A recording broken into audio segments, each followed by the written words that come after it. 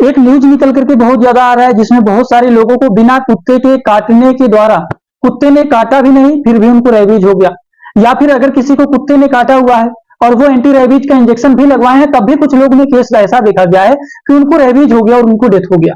ऐसे बहुत सारे न्यूज आ रहे हैं, आप लोगों ने देखा भी होगा, सुना भी होगा सोशल मीडिया पर। ऐसे बहुत सारे केस दिखाई दे रहे हैं कि कुत्ते ने काटा भी नहीं तब भी उनको रेबीज हो गया। इनको कुत्ते ने काटा था और 4-5 डोज जो लगना था वो भी लग गया था तब भी इनको हो गया रेबीज। ये कैसे होता है, क्यों होता है, इनके बारे में आप सभी लोगों को इस वीडियो में पूरा डिटेल बताने वाला हूं। तो हेलो दोस्तों, कैसे हैं आप लोग? स्वागत है आप सभी लोगों का, आप सभी के अपने चैनल सपोर्टिंग आप फार्मेसी में। आप सभी लोगों को यहाँ पर रेबीज के बारे में पूरा डिटेल बताने वाला हूं। सभी लोगों को इसके बारे में पता रहना चाहिए क्योंकि रेबीज के केस इतना ज्यादा बढ़ते हुए चले जा रहे हैं और जिन लोगों को रेबीज हो जाता है वो कभी भी बच नहीं पाते हैं क्योंकि ये डायरेक्ट हमारे माइंड के ऊपर अटैक करता है, हमारे मस्तिष्क के ऊपर अटैक करता है और इतना दर्दनाक मृत्यु होता है कि लोग सोच करके भी हैरान हो जाते हैं कि ऐसा किसी के भी साथ ना हो। अब ये होता कैसे है? अगर मान लीजिए ये ज्यादातर उन लोगों को देखा जाता है कि कुत्ते काटे भी नहीं तब भी रेबीज हो गया। अगर आप अपने घर पर कुत्ते को पाले हुए हैं या फिर नहीं भी पाले हुए हैं, तो अगर मान लीजिए आपको कहीं पर चोट लग गया है, कहीं पर कट गया है और कुत्ते आकर के उसको अपनी जीभ से चाट लेते हैं तो उससे भी रेबीज फैल जाता है। कहीं पर भी चोट लगा हुआ है, कहीं पर भी घाव बना हुआ है तो कुत्तों से दूरी बना करके रखें, क्योंकि अगर वहां पर वो जाकर के चाट लेते हैं, थोड़ा सा भी लार वहां पर लग जाता है तो उससे रेबीज फैलने के केस 90% बढ़ जाते हैं। अगर वहां पर चाट लेते हैं और आप लोगों ने देख लिया है कि यहाँ पर कटा हुआ है, कुत्ते ने चाट लिया है, तो तुरंत उनको जाकर के रेबीज का इंजेक्शन लगवाना चाहिए, तुरंत का तुरंत उनको लगवाना चाहिए, क्योंकि इससे भी 80 से 90% चांस होते हैं कि रेबीज फैल सकता है उनको। लेकिन लोग ध्यान नहीं देते हैं, कटा हुआ है, कुत्ते ने चाट लिया, कोई दिक्कत नहीं, कुत्ते ने काटा तो नहीं ना है, वो ये नहीं समझते हैं कि चाट लिया है उससे भी हो सकता है, तो इससे वो इग्नोर कर देते हैं और एंटी रेबीज इंजेक्शन को नहीं लगवाते हैं और इस कारण देखा जाता है कि उनको रेबीज फैल जाता है। ये तो पहली बात हो गया। दूसरी बात और कि अगर मान लीजिए कुत्ते ने काटा हुआ है और आप रेबीज इंजेक्शन लगवा लिए तब भी कुछ लोगों में देखा जा रहा है कि उनको रेबीज हो जा रहा है, वो ठीक नहीं हो रहा है, उनको रेबीज का केस देखा गया लगवाने के बाद भी और उनकी मृत्यु हो गई। ऐसा क्यों होता है?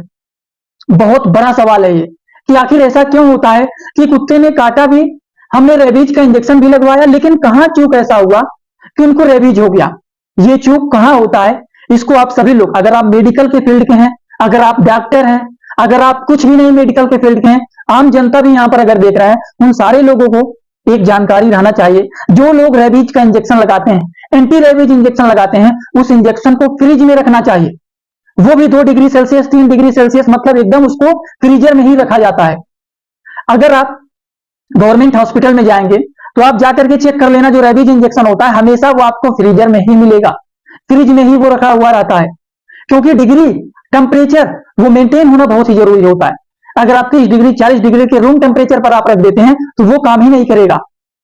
और ऐसे लोग जाकर के कहीं भी लगवा लेते हैं झोला छाप डॉक्टर के पास। मैं किसी को ब्लेम नहीं कर रहा हूं, इसका कोई लोग गलत मकसद मत निकालिएगा कि इसका गलत मतलब निकाल करके ये ऐसा वीडियो बना रहे हैं, इनके ऊपर ब्लेम कर रहे हैं। मैं किसी को ब्लेम नहीं कर रहा हूं, ये आपको सचेत कर रहा हूं कि ऐसी गलती यहीं से चूक होता है और लोगों को रेबीज हो जाता है। ये बहुत बड़ी चूक है।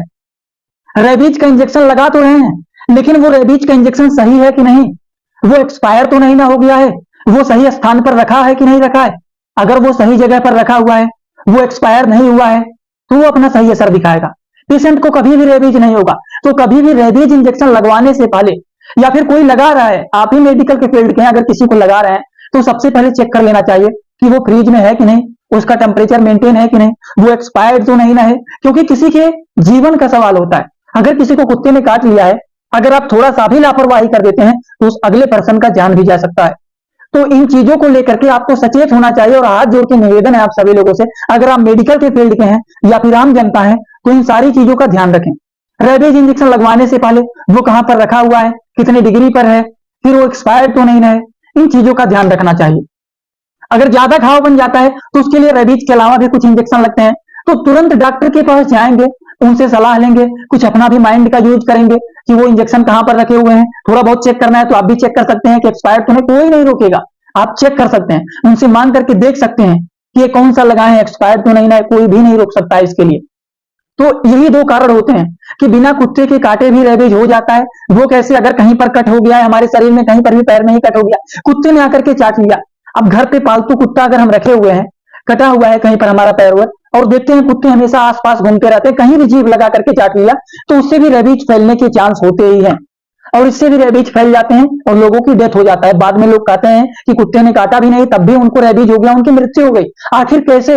यही कारण होता है और कोई अलग कारण नहीं होता है। दूसरी बात, अगर किसी को कुत्ते ने काटा हुआ है, उन्होंने पूरा डोज भी लगवाया हुआ है, जैसे पहला दिन लगता है, दूसरा तीसरे दिन लगता है, तीसरा 5वें दिन लगता है, चौथा 7 से 8 7वें दिन लगता है, 5वां 14वें दिन लगता है, इस तरह से 4 से 5 इंजेक्शन लगाए जाते हैं।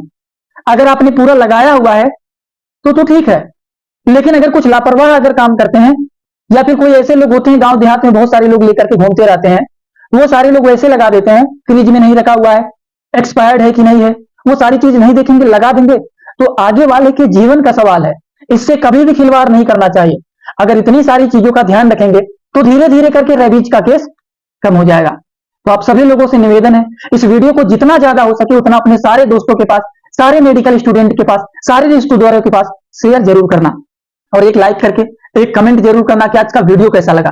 ये छोटा सा इंफॉर्मेशन था, सोचा आप लोगों को बता देता हूं जिससे आप लोगों को इनके बारे में थोड़ी सी जानकारी रहे। वैसे आज का वीडियो यहीं पर होता है complete. Thanks for watching, like share and subscribe.